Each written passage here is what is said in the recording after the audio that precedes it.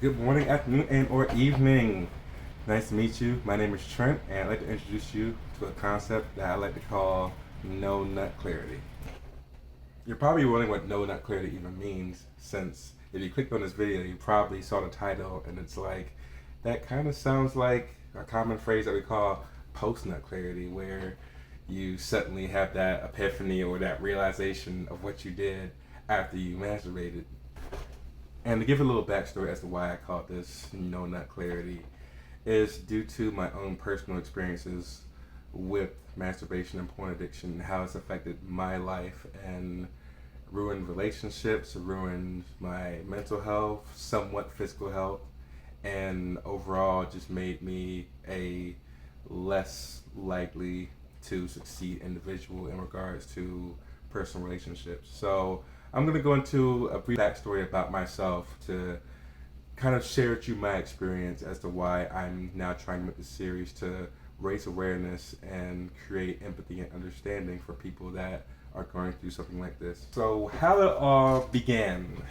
So I'm 27 years old now. I started masturbating around the time I was 11 years old. Found my first porn website after getting recommended a website from a kid back in elementary school on one of those old, I'm going to show it right here on the screen, one of those Mac all-in-one desktop computers, those ancient pieces of technology, and discovering it and ended up seeing my first pair of titties. But anyway, I used that website to start masturbating and realized this feels good. Freaked me out at first, and it felt good. And I realized it's something that's easy I could do myself, and that I can easily just go on the computer and just type in a website and simply just do it. And so for years that kept on going on, and without any restrictions or any discovery from like my parents. Of course I kept it from my parents. I'm not supposed to do that. And you think as a kid I'm just going to be like, Mom, I watched some lady show her titties to me. And no, that does not happen. Unless you're a really good kid, which I mean, good on you. You know, there's no shame in that. But I was not the most well-behaved kid. So I went ahead and started discovering ways to hide this, by of course not telling Mom, and finding out about incognito mode and deleting my search history.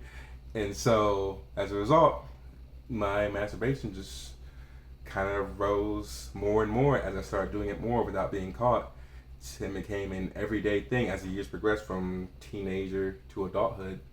And it resulted in me ending up relying on it, doing it almost every day or every other day, and eventually not being able to function without doing it. I would get to the point where I would wake up, get out of bed, and spend about 2 or 3 hours, that's excessive, but 2 or 3 hours trying to find the perfect video to get that nut to, the perfect, what are you doing stick, bro? What did he say? And that doesn't happen in real life.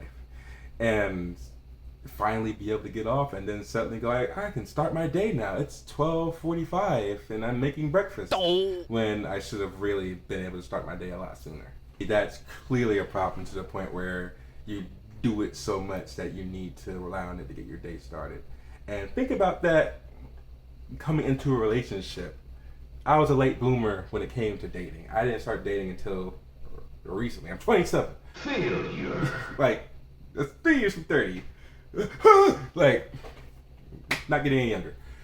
But imagine being so addicted and being so reliant on masturbation that you suddenly start having sex with somebody. Then that addiction starts to transfer to your partner. And I realized that a little too late, since in the honeymoon phase, of course, you're kind of just, you can't get your hands off of each other. You're just, having it almost every night, at least in a lot of cases. I don't know about everybody. Everybody's different. But once that phase ends and sex slows down and you stop having that fix, like me, you start going like, are we going to have sex? Start getting desperate for sex. Start asking your partner, like, when can we have sex? When can we plan it out? What time do you get horny?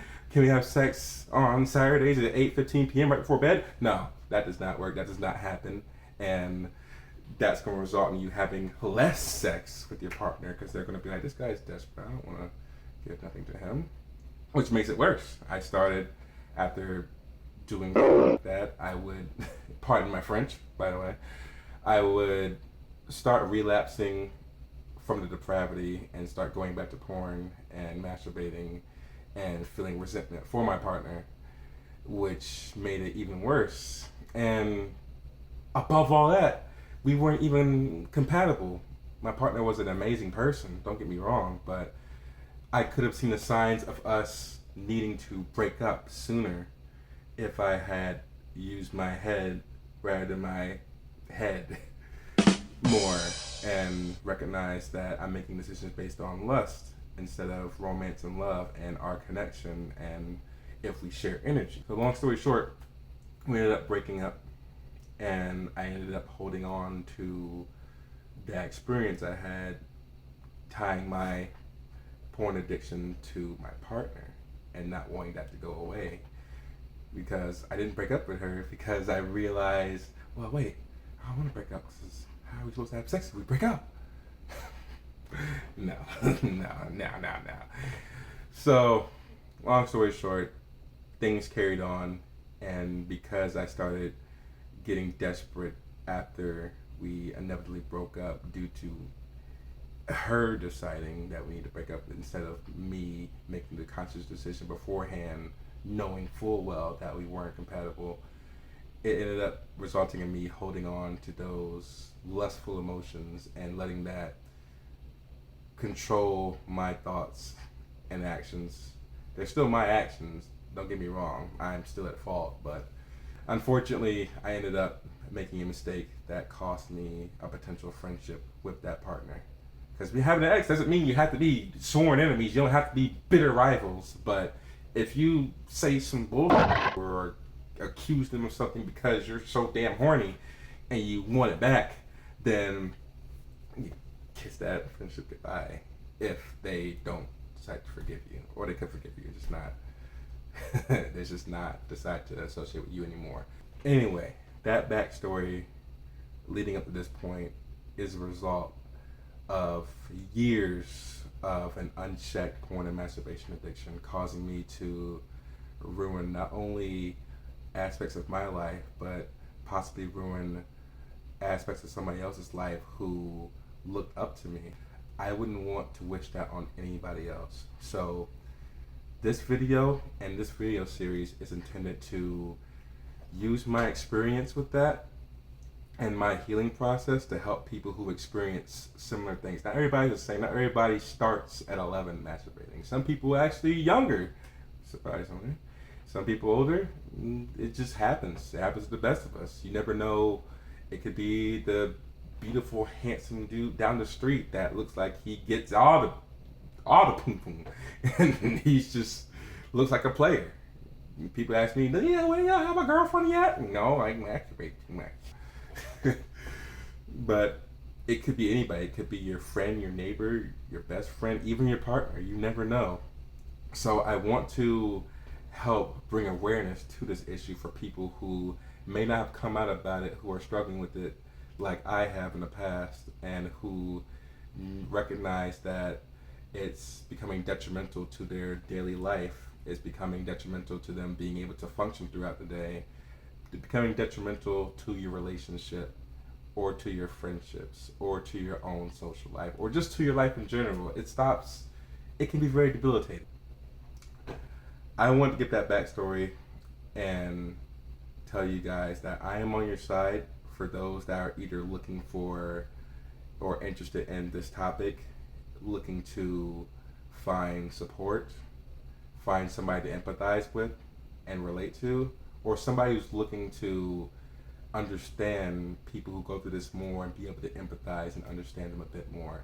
So I'd like you to join me on this journey as I create more and more videos covering more and more topics that involve masturbation and porn addiction and how it can affect your life and the life of others and how you can get through this and solve it. As long as you're willing to change, you can get through anything. Please, if you feel like you're ready to share and you want help, I'll be looking. Put a comment down there or two or however many you need, and I will look at the comments and see maybe what has the most likes or one that's like the most substantial that I see, and include it in the next video and interact with you. I want to get your feedback, your interactions, and be able to share this experience with you, so that way we can all work through this together and we can all learn about ourselves together, because I didn't get through this alone.